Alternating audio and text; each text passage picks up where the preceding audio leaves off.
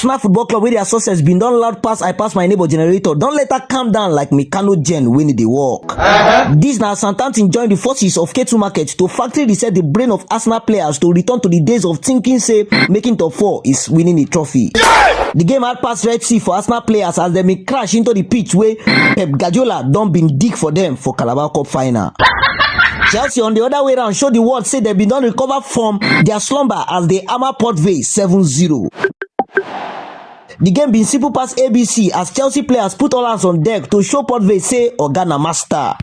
Chelsea fans don't enter midnight prayers like this to avoid Manchester City and their wahala so their FA Cup dream go fit come to pass. Chelsea a reporter glass manager Liam Rosenio go happy say Arsenal comot for the FA Cup yesterday because Mikel Arteta don't use his hand show Pepe since he joined Arsenal. Anyways, yesterday everywhere stew for Chelsea fans as everywhere bitter like bitter lemon for Arsenal fans. Wait till you take about my take on this subject. I beg, don't forget to like, share, and comment on this video. Now they make us they go viral. Thank you very much.